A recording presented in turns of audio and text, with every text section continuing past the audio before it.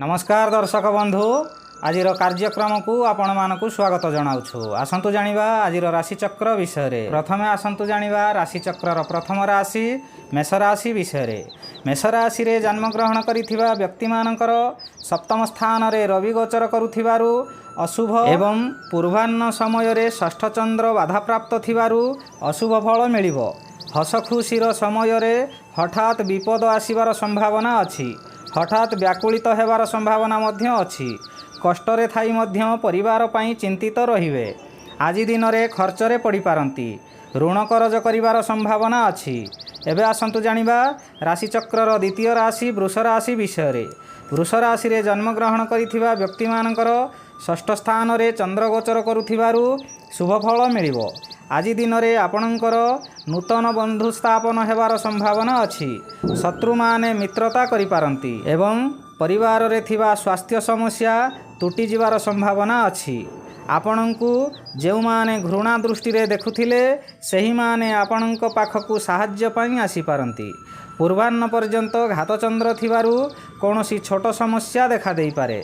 एबे आसंतु जानिबा राशिचक्रर तृतीय राशि मिथुन राशि विषय।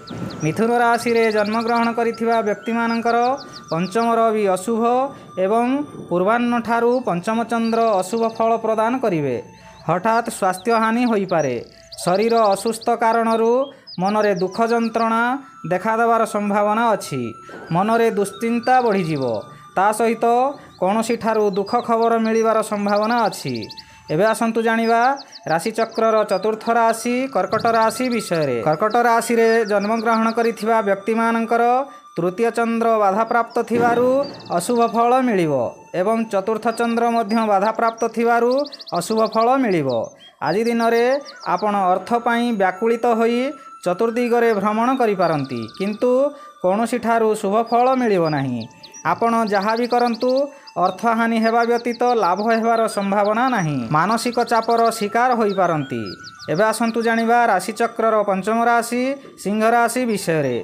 सिंह राशि रे जन्म ग्रहण करिथिबा व्यक्ति मानकर तृतीय स्थान रे रवि और चंद्र गोचर करुथिबारु आपणंकु शुभ फल प्राप्त हेबो। आय रे वृद्धि घटिबो। आपणंकर प्रत्येक कार्य रे प्रशंसा मिलिबार संभावना अछि। सम्मान मिलिबो। शरीर रे शक्ति बढ़िबो। शत्रु माने आपणंकु देखि भय करिवे। एबे आसंतु जानिबा राशिचक्रर षष्ठ राशि कन्या राशि विषय। कन्या राशि रे जन्म ग्रहण करिथिबा व्यक्ति मानकर श्री चंद्र और द्वितीय चंद्र शुभ फल देवे। आपणंकु किछि व्यक्ति असहयोग करिबा स्थले किछि व्यक्ति सहयोगर हाथ बढ़ाइबे। कष्ट आसुथिबा स्थानरू विलंब हेले मध्य सफलता निश्चिंत मिलिबो। आपणंक उद्यमर फल निश्चय मिलिबो। एबे आसंतु जानिबा राशिचक्रर सप्तम राशि तुला राशि विषय। तुला राशि रे जन्म ग्रहण करिथिबा व्यक्ति मानकर नवम स्थान रे चंद्र गोचर करुथिबारु अशुभ फल मिलिबो। पितृपीड़ा देखा देवार संभावना अछि। जेउ आडे जिवे परिहासर शिकार हेबे। जेउ लोक माने सम्मान देउथिले सेही लोक माने असम्मान करिवार संभावना अछि। अपमानर शिकार होई व्याकुलित हेबार संभावना अछि। एबे आसंतु जानिबा राशिचक्रर अष्टम राशि बिछा राशि विषय। बिछा राशि रे जन्म ग्रहण करिथिबा व्यक्ति मानकर अष्टम स्थान रे चंद्र गोचर करुथिबारु अत्यंत अशुभ फल मिलिबो। आज दिन रे आपणंकर विभिन्न प्रकार क्षति हेबार संभावना अछि। व्याकुलित होई दुर्घटनार शिकार मध्य होई पारंती। सतर्क रही आपणंकर आराध्यंकु स्मरण करंतु दिनटी भलरे कटिबो। एबे आसंतु जानिबा राशिचक्रर नवम राशि धनुराशि विषय। धनुराशि रे जन्म ग्रहण करिथिबा व्यक्ति मानकर सप्तम स्थान रे चंद्र एवं दशम स्थान रे रवि गोचर करुथिबारु प्रत्येक दिगरु शुभ फल मिलिबो। आज दिन रे चाकरी अन्वेषण रे थिबा व्यक्ति मानकर चाकरी हेबार संभावना अछि। व्यवसाय करुथिबा व्यक्ति मानकर व्यवसाय रे वृद्धि हेबार संभावना अछि। व्यवसाय उत्तम रूपे चलिबो। आशा ठारू अधिक लाभ हेबो। एबे आसंतु जानिबा राशिचक्रर दशम राशि मकर राशि विषय। मकर राशि रे जन्म ग्रहण करिथिबा व्यक्ति मानकर षष्ठ स्थान रे चंद्र गोचर करुथिबारु शुभ फल मिलिबो। परिवार मध्य रे हस खुशीर उत्तम वातावरण रहिबो। पूर्वरु जेउ कार्य रे असफल थिले एबे ताहा सफल हेबार संभावना अछि। षष्ठ चंद्र आर्थिक दृष्टि रे उन्नति घटाइबो। ବ୍ୟବସାୟ କରୁଥିବା ବ୍ୟକ୍ତିମାନଙ୍କର ଆଶା ଠାରୁ ଅଧିକ ଲାଭ ମିଳିବ। ଏବେ ଆସନ୍ତୁ ଜାଣିବା ରାଶିଚକ୍ରର ଏକାଦଶ ରାଶି କୁମ୍ଭ ରାଶି ବିଷୟରେ।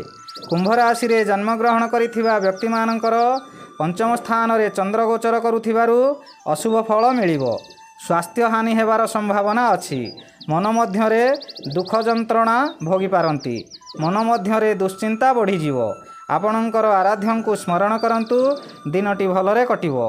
ଏବେ ଆସନ୍ତୁ ଜାଣିବା ରାଶିଚକ୍ରର ଦ୍ୱାଦଶ ରାଶି ବା ଶେଷ ରାଶି ମୀନ ରାଶି ବିଷୟରେ। ମୀନ ରାଶିରେ ଜନ୍ମଗ୍ରହଣ କରିଥିବା ବ୍ୟକ୍ତିମାନଙ୍କର କୃଷ୍ଣପକ୍ଷ ଚତୁର୍ଥ ସ୍ଥାନରେ ଚନ୍ଦ୍ର ଗୋଚର କରୁଥିବାରୁ ଅତ୍ୟଧିକ ବିଚଳିତ ହେବେ ନାହିଁ। ଧୈର୍ଯ୍ୟର ସହିତ ଆଗକୁ ଆଗେଇ ଯିବେ। ଅର୍ଥ ଆସିବାର ରାସ୍ତା ମିଳିଯିବ, କିନ୍ତୁ ତତ୍କ୍ଷଣାତ୍ ମିଳିବ ନାହିଁ। ବ୍ୟବସାୟ କରୁଥିବା ବ୍ୟକ୍ତିମାନଙ୍କର ବ୍ୟବସାୟରେ ଲାଭବାନ ହେବେ। ଚତୁର୍ଥ ସ୍ଥାନ ବିଦ୍ୟାସ୍ଥାନ ଓ ମାତୃସ୍ଥାନ ହୋଇଥିବାରୁ ଗୃହରେ ଯୁକ୍ତିତର୍କ ହେବାର ସମ୍ଭାବନା ଅଛି। ବିଦ୍ୟାର୍ଥୀମାନେ ବିଦ୍ୟାରେ ଉନ୍ନତି କରିବେ।